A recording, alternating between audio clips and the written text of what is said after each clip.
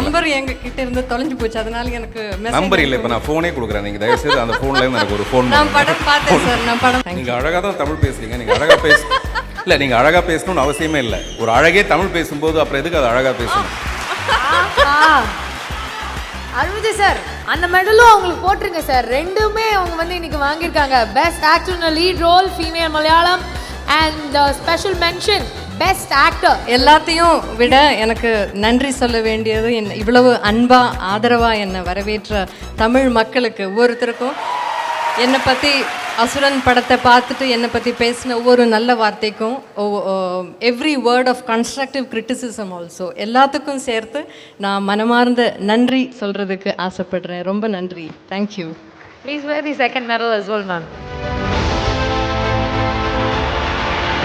You completely deserve it.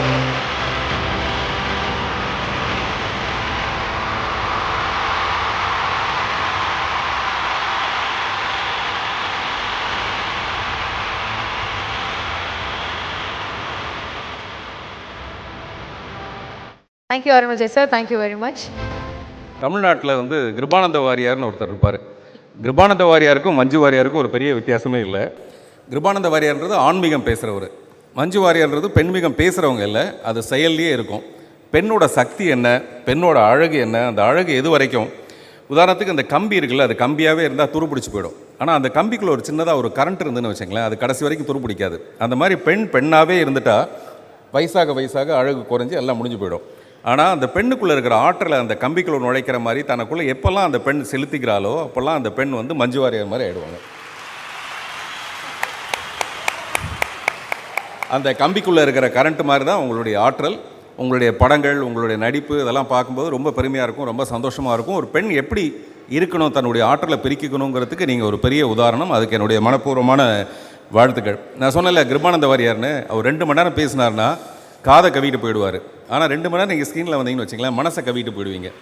அந்த மாதிரியான ஒரு நடிப்பு உங்களது. நல்ல ரசிகை தான் ஒரு நல்ல நடிகையாகவும் இருக்க முடியும். அவங்க வந்து என்னுடைய கதை திரைக்கதை, எனக்கு அவங்களுக்கும் பழக்கமே கிடையாது, என்னுடைய கதை திரைக்கதை வசனம் படம் பார்த்துட்டு ஒரு நாள் ராத்திரி கூப்பிட்டு இந்த படம் ரொம்ப நல்லா இருக்குன்னு சொன்னாங்க.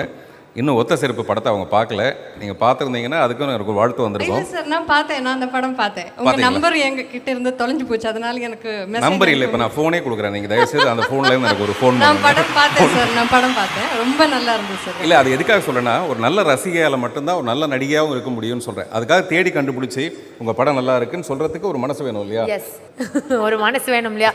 நீங்கள் சொல்லிவிடுங்க மேடம், அப்புறமா வந்து பேசிக் ஃபோன் நம்பர் தானே சார் வாங்கிடலாம் சார், ஒன்றும் ப்ராப்ளம் இல்லை சார். மேம் ரொம்ப அழகாக தமிழ் பேசுனீங்க, அதை பார்த்து நாங்கள் ரசித்தோம்.